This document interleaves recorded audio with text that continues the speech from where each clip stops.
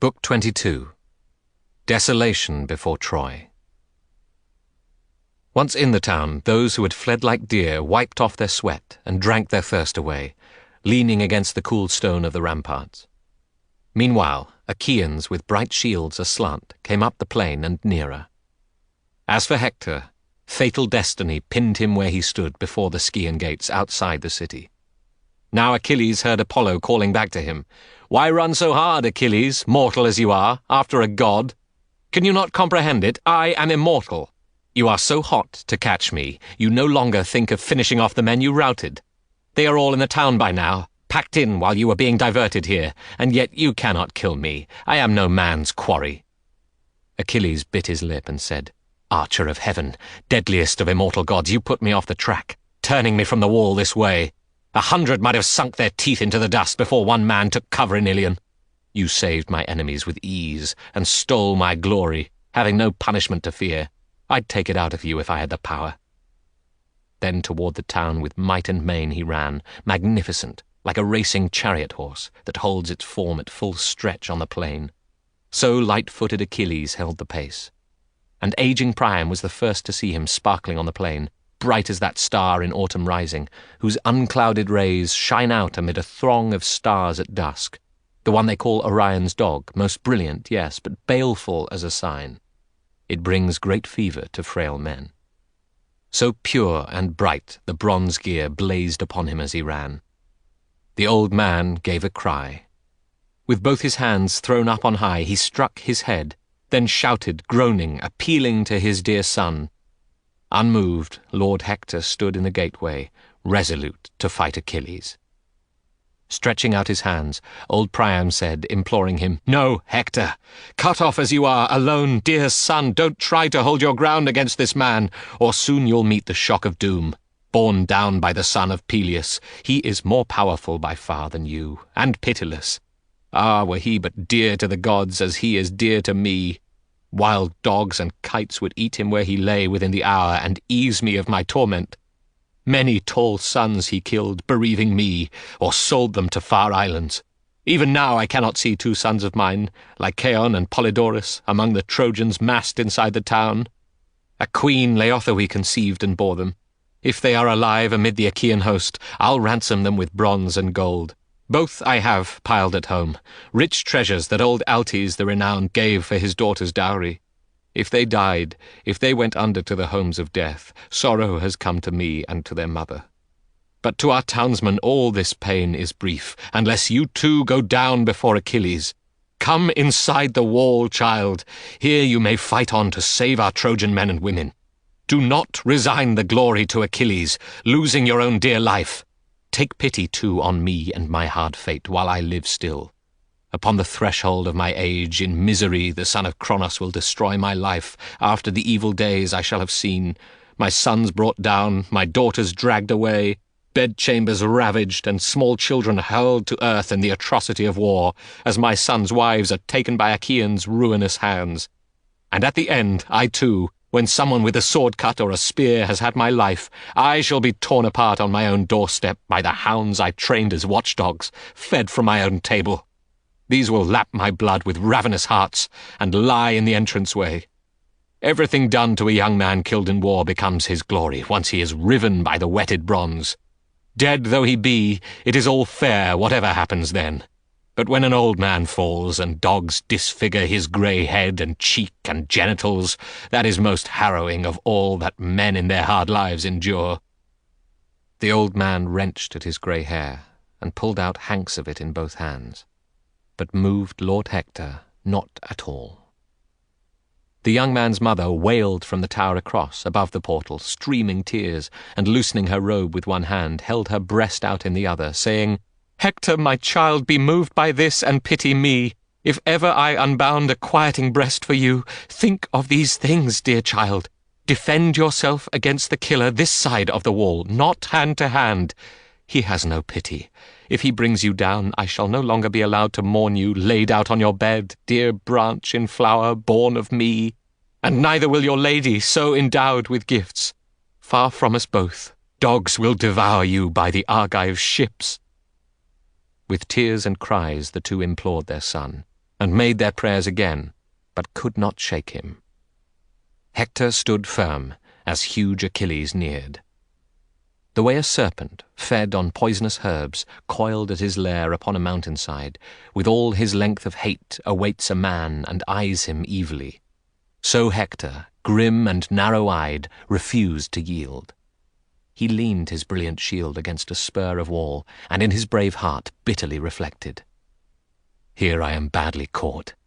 If I take cover, slipping inside the gate and wall, the first to accuse me for it will be Polydamas, he who told me I should lead the Trojans back to the city on that cursed night Achilles joined the battle. No, I would not, wiser though it would have been. Now troops have perished for my foolish pride. I am ashamed to face townsmen and women. Someone inferior to me may say, he kept his pride and lost his men, this Hector. So it will go. Better when that time comes that I appear as he who killed Achilles man to man, or else that I went down, fighting him to the end before the city.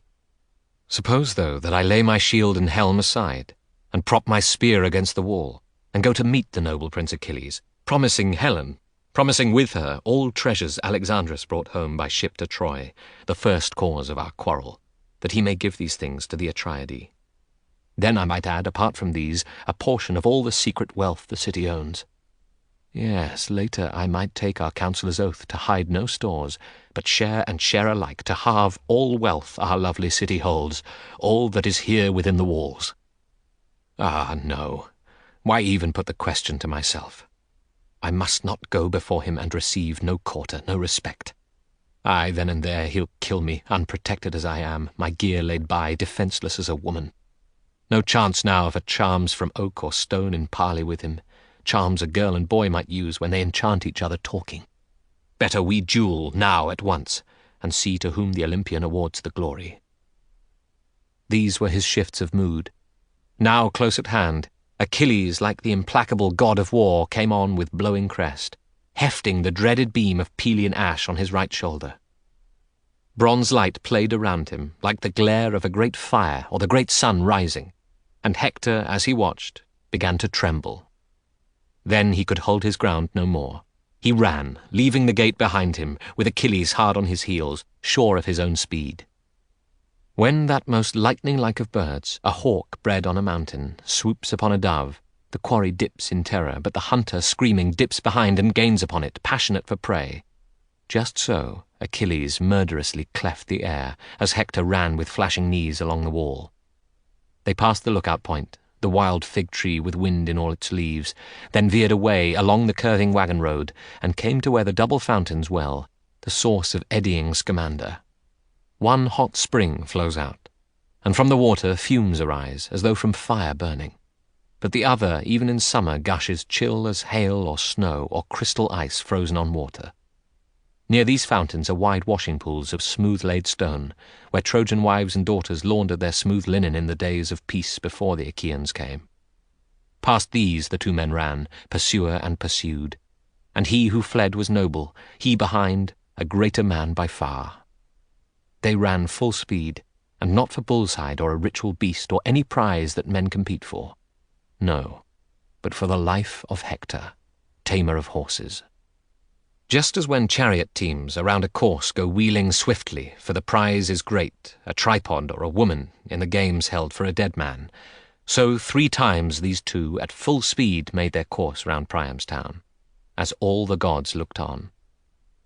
And now the father of gods and men turned to the rest and said, "How sad that this beloved man is hunted around the wall before my eyes. My heart is touched for Hector. He has burned thigh-flesh of oxen for me often, high on Ida, at other times on the high point of Troy. Now Prince Achilles with devouring stride is pressing him around the town of Priam. Come, gods, put your minds on it. Consider whether we may deliver him from death, or see him, noble as he is, brought down by Peleus' son Achilles." Grey-eyed Athena said to him, "Father of the blinding bolt, the dark storm cloud, what words are these? The man is mortal, and his doom fixed long ago. Would you release him from his painful death? Then do so, but not all of us will praise you." Zeus, who gathers cloud, replied, "Take heart, my dear and honored child. I am not bent on my suggestion, and I would indulge you. Act as your thought inclines, refrain no longer." So he encouraged her in her desire, and down she swept from ridges of Olympus. Great Achilles, hard on Hector's heels, kept after him, the way a hound will harry a deer's fawn he has startled from its bed, to chase through gorge and open glade. And when the quarry goes to earth under a bush, he holds the scent and quarters till he finds it. So with Hector. He could not shake off the great runner Achilles. Every time he tried to sprint hard for the Dardan gates under the towers, hoping men could help him, sending missiles down. Achilles loomed to cut him off and turn him toward the plain, as he himself ran always near the city. As in a dream, a man chasing another cannot catch him, nor can he in flight escape from his pursuer, so Achilles could not by his swiftness overtake him, nor could Hector pull away. How could he run so long from death, had not Apollo for the last time, the very last, come near to give him stamina and speed? Achilles shook his head at the rest of the Achaeans, allowing none to shoot or cast at Hector, none to forestall him and to win the honour.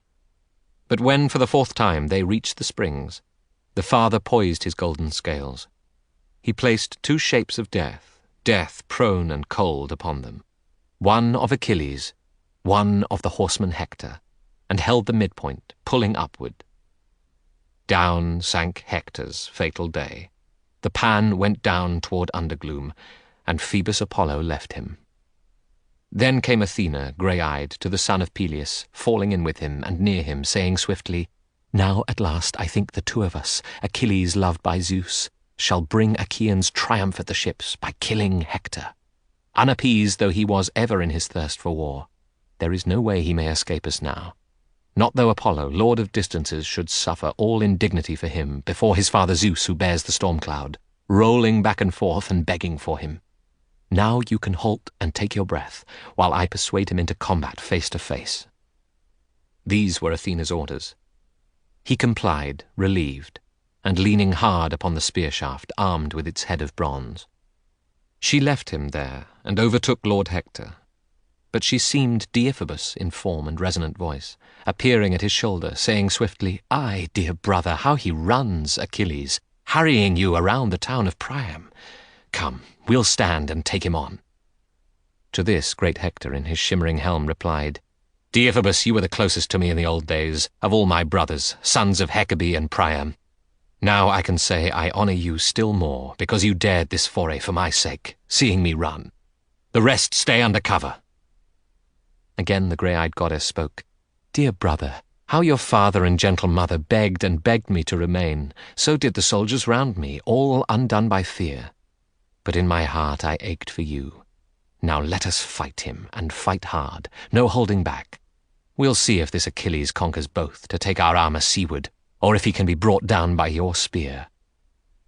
This way, by guile, Athena led him on. And when at last the two men faced each other, Hector was the first to speak. He said, "I will no longer fear you as before, son of Peleus, though I ran from you round Priam's town 3 times and could not face you. Now my soul would have me stand and fight, whether I kill you or am killed.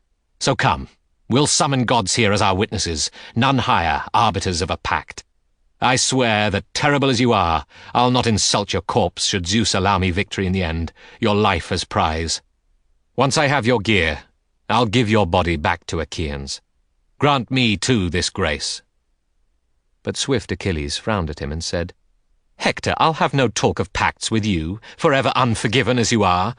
As between men and lions there are none, no concord between wolves and sheep, but all hold one another hateful through and through. So there can be no courtesy between us, no sworn truce, till one of us is down and glutting with his blood the war-god Ares. Summon up what skills you have. By God, you'd better be a spearman and a fighter. Now there is no way out. Pallas Athena will have the upper hand of you. The weapon belongs to me. You'll pay the reckoning in full for all the pain my men have borne, who met death by your spear." He twirled and cast his shaft with its long shadow. Splendid Hector, keeping his eye upon the point, eluded it, by ducking at the instant of the cast. So shaft and bronze shank passed him overhead and punched into the earth. But unperceived by Hector, Pallas Athena plucked it out and gave it back to Achilles. Hector said, A clean miss. Godlike as you are, you have not yet known doom for me from Zeus. You thought you had, by heaven. Then you turned into a word-thrower, hoping to make me lose my fighting heart and head in fear of you. You cannot plant your spear between my shoulders while I am running. If you have the gift, just put it through my chest as I come forward. Now it's for you to dodge my own. Would God you'd give the whole shaft lodging in your body. War for the Trojans would be eased if you were blotted out, bane that you are." With this he twirled his long spear shaft and cast it, hitting his enemy mid-shield, but off and away the spear rebounded.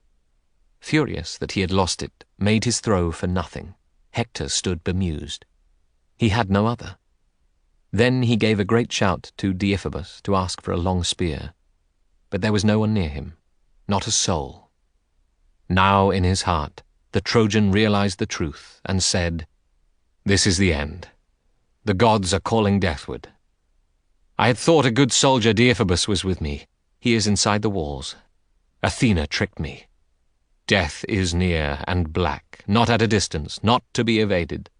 Long ago this hour must have been to Zeus's liking and to the liking of his archer son. They have been well disposed before, but now the appointed time's upon me.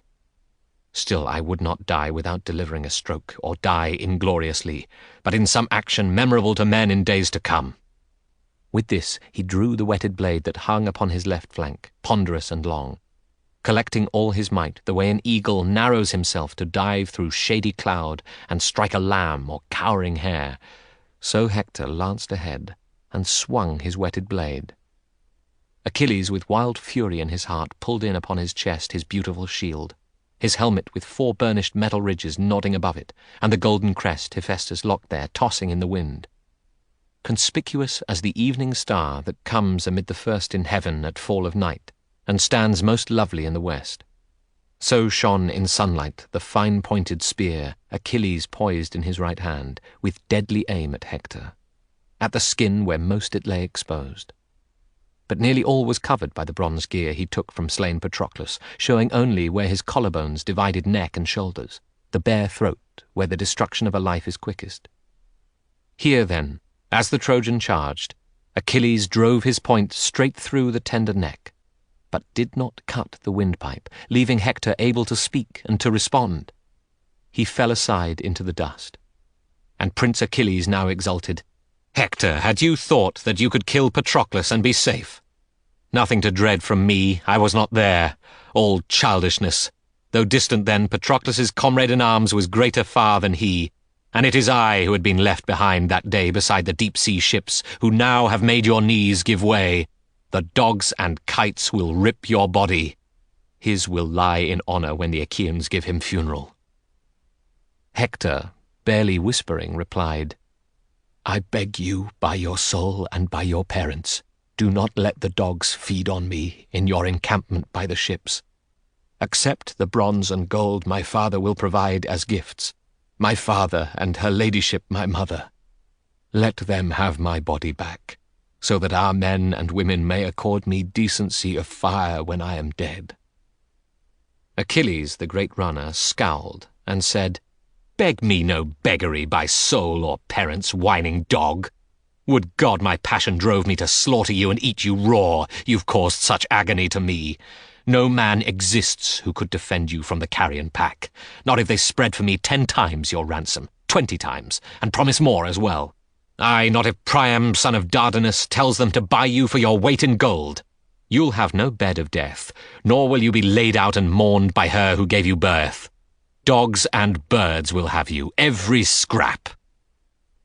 Then, at the point of death, Lord Hector said, "I see you now for what you are. No chance to win you over. Iron in your breast your heart is. Think a bit, though. This may be a thing the gods in anger hold against you on that day when Paris and Apollo destroy you at the gates, great as you are." Even as he spoke, the end came, and death hid him. Spirit from body fluttered to undergloom, bewailing fate that made him leave his youth and manhood in the world. And as he died, Achilles spoke again. He said, "Die, make an end. I shall accept my own whenever Zeus and the other gods desire." At this he pulled his spearhead from the body, laying it aside, and stripped the blood-stained shield and cuirass from his shoulders. Other Achaeans hastened round to see Hector's fine body and his comely face, and no one came who did not stab the body. Glancing at one another, they would say, "Now Hector has turned vulnerable, softer than when he put the torches to the ships." And he who said this would inflict a wound. When the great master of pursuit, Achilles, had the body stripped, he stood among them, saying swiftly, "Friends, my lords and captains of Argives, now that the gods at last have let me bring to earth this man who wrought havoc among us, more than all the rest, come, we'll offer battle around the city to learn the intentions of the Trojans now. Will they give up their strong point at this loss? Can they fight on, though Hector's dead? But wait, why do I ponder? Why take up these questions? Down by the ships Patroclus's body lies, unwept, unburied. I shall not forget him while I can keep my feet among the living. If in the dead world they forget the dead, I say there too I shall remember him, my friend. Men of Achaea, lift a song! Down to the ships we go, and take this body, our glory. We have beaten Hector down, to whom as to a god the Trojans prayed." Indeed, he had in mind for Hector's body outrage and shame. Behind both feet he pierced the tendons, heel to ankle. Rawhide cords he drew through both, and lashed them to his chariot, letting the man's head trail. Stepping aboard, bearing the great trophy of the arms, he shook the reins, and whipped the team ahead into a willing run. A dust cloud rose above the furrowing body, the dark tresses flowed behind, and the head, so princely once, lay back in dust. Zeus gave him to his enemies to be defiled in his own fatherland. So his whole head was blackened. Looking down, his mother tore her braids, threw off her veil, and wailed, heartbroken to behold her son. Piteously his father groaned, and round him lamentation spread throughout the town, most like the clamour to be heard if Ilion's towers top to bottom seethed in flames. They barely stayed the old man, mad with grief, from passing through the gates. Then in the mire he rolled and begged them all, each man by name. "Relent, friends! It is hard, but let me go out of the city to the Achaean ships. I'll make my plea to that demonic heart. He may feel shame before his peers, or pity my old age. His father too is old, Peleus, who brought him up to be a scourge to Trojans, cruel to all, but most to me. So many of my sons in flower of youth he cut away. And though I grieve, I cannot mourn them all as much as I do one, for whom my grief will take me to the grave. And that is Hector. Why could he not have died where I might hold him? In our weeping, then, his mother, now so destitute, and I might have had surfeit and relief of tears."